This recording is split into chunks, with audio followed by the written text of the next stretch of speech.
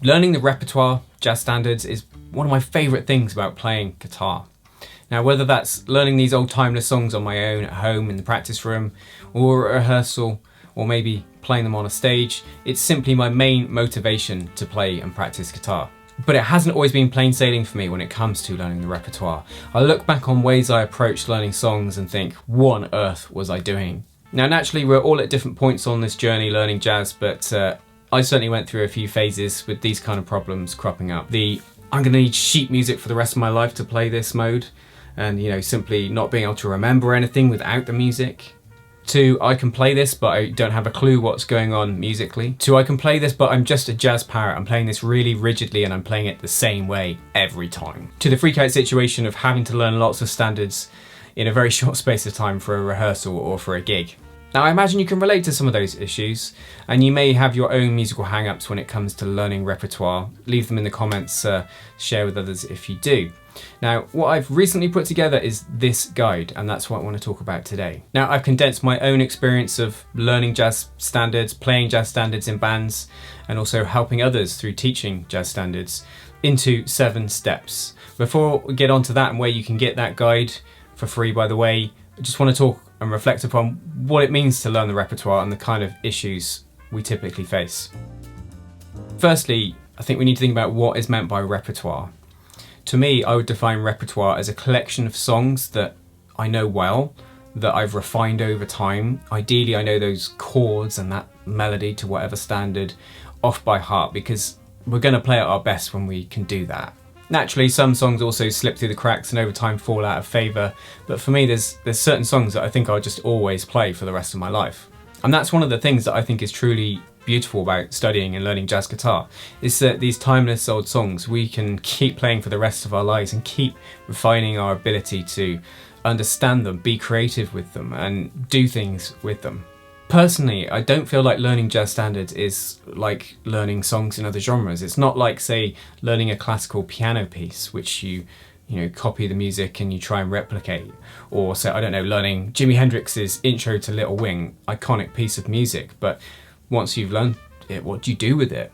And where jazz differs, I think if you keep a song as part of your repertoire for the long term, you can do what I really think is the essence of jazz, which is being creative with it and putting your own stamp on it, whether that be how you interpret the chords or play the melody or how you creatively solo over it. It is about owning it and doing your thing with it rather than just imitating someone and copying what they're doing. Now, going back to thinking about what repertoire actually means.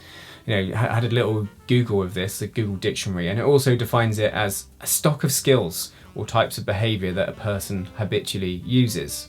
And over the years of learning a lot of jazz standards, I think for myself I've developed my own habits that personally work for me in the way that I like to approach learning. Now, obviously we all learn differently, but I think it's very easy to neglect the how and think so much about what we're practicing when the how's as important as the what. And it's very easy to just practice with the same old habits, and obviously they just lead to the same old places. So my hope with this guide is to help you reflect upon how you're approaching learning standards, some of the advice you might be ready for it, some of it you might already be doing it, some you might not yet be ready for. It depends where you are on your learning journey. Now, I'm not going to detail all 7 steps here. You can grab the guide for free, link in the description, but the first step on there is the most obvious, and I think often people miss it out and they reach for their guitar too soon, and it is simply just listening to the standard in question. I think the natural instinct is when you want to learn something is to pick up your guitar, whereas I think naturally what we should actually do, and favouring an old-fashioned method here, is just do tons of listening first. And funny enough, for my own practice, I've kind of gone full circle when I think back to, I don't know, summer of 1997 when I had a Mexican wine red Strat, and I really wanted to learn, as much as I could of Jimi Hendrix's Electric Ladyland. I remember I used to just sit there listening to it again over and over, and then I'd go to my guitar and try and figure some bits out. But I just did tons of that repeated listening to really get to know the songs. Fast forward to the present day, and better spectacles are thankfully available now. But also, it's how I now approach, and have been for a long time, jazz standards. I just have a phase of listening to the song for an extended period of time before I really go and grab that guitar. An example of this, recently I've had to learn That Old Black Magic for a project I'm involved in. Now, this is an interesting tune, great tune by the way, but it's got a 72 bar form and it has a few interesting twists and turns. It's not just your regular AA, BA 32 bar. So what I did first to approach this is I listened to loads of different versions, and then I focused in on a couple. There's an Oscar Peterson one I love, and there's a Dave Brubeck and Tony Bennett one. I probably listened to those two songs about 200 or 300 times before I picked up the guitar, just to really get familiar with the form and that melody. I wanted to know those things, be able to hum and sing that melody before I pick up the guitar, before the fingers get in the way, if you like.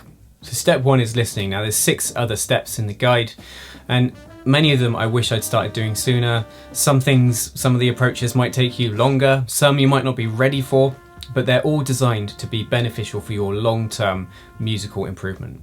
Now the final step I ignored for as long as possible, and it was only a few years ago when I properly started doing it that I realised, okay, I get why people suggest this is a good thing to do with standards. Now how you can get this guide, it is free. You can do so by going to my website and signing up to my mailing list. If you're already on my mailing list, then it should be in your inbox today.